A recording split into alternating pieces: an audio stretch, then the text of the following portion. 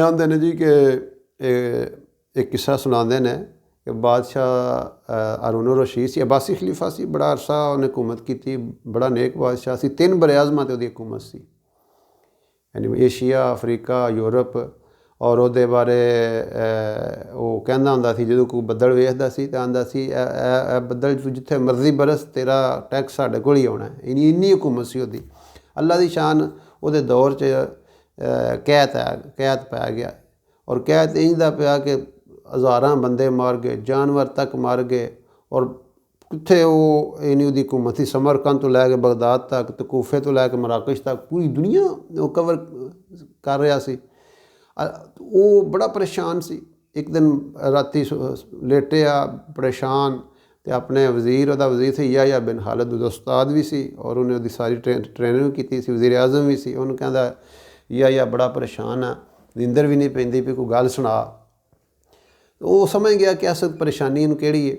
उन्हें आख्या जनाब गल ये कोई बांदरी सी, उन्हें जाना सी सफ़र ते शेर को गई, उहदा तरला मिन्नत कीता, जनाब मेरे आ बाल नूं सांभ लो, बच्चे नूं सांभ लो तुसी, ते मैं सफ़र ते जाना, मैं इहनूं कित्थे सांभदा। उन्हें आख्या ठीक है।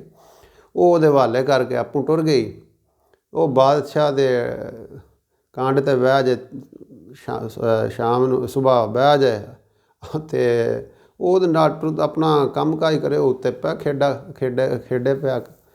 अल्लाह दी शान, वो एक दिन उत्तों कोई इल्ल आई, चील आई, उन्हें उन्हों जो पिया ते लै गई। वो जो बांदरी आई 2-4 दिनों बाद सफ़र, उन्हें आख्या मेरा बाल कित्थे, मेरा बच्चा कित्थे। उन्हें आख्या जी वो तो है कि उत्तों इल्ल आई है। उन्हें आख्या तेरी बादशाह का की फ़ायदा, ते तू अगर एक बाल बच्चा नहीं सांभ सकिया मेरा, तू हुकूमत की करनी है।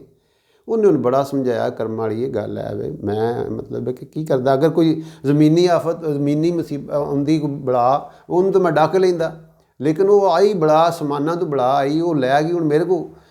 और याह्या बिन खालिद आंदा हारून रशीद नूं गल है, बादशाह सलामत अमीरुल मोमिनीन, गुजारिश है कि ये जिहड़ी आफत आई है ना, ये आसमानां लो आई है, ये तुहाडे डकियां, तुसां बेशक पूरे सल्तनत में सरकारी लंगरखाने कायम कर दिते हैं, तुहाडे अमीर भी लोगों के खर्च कर रहे हैं, गरीबों के खर्च कर रहे हैं, सारे का सारा मैनेज तुसीं कर रहे हो।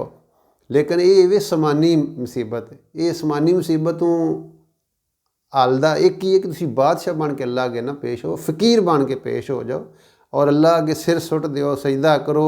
और आंदे ने इंसान के मसाइल और उन्होंने हल के दरम्यान सिर्फ एक सजदे ते जा नमाज का फासला है। अगर वो अपने आप नूं अल्लाह दे अगे सुट दे, अल्लाह दे सामने पेश कर दे, या अल्लाह तू ही मेरा मसला हल कर।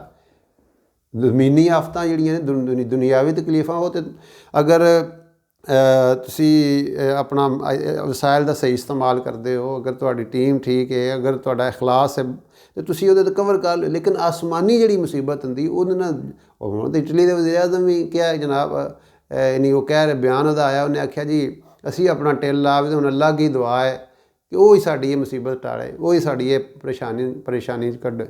और जिस तरह कुरान पाक च आउंदा है कि वो जिस वक्त काफर भी फस जाते हैं समुंदर के सफ़र में, और वो उन्होंने किश्तियाँ फस जांदियां, फिर वो टिड्डों अल्लाह नूं पुकारदे सन, या अल्लाह हुण ते तू ही कढ, हुण साडे सारे जिहड़े झूठे खुदा ने वो जांदे रहे ने, वो नहीं हुण सिरे किसी काम आए, मुखलिसीन लहुद्दीन।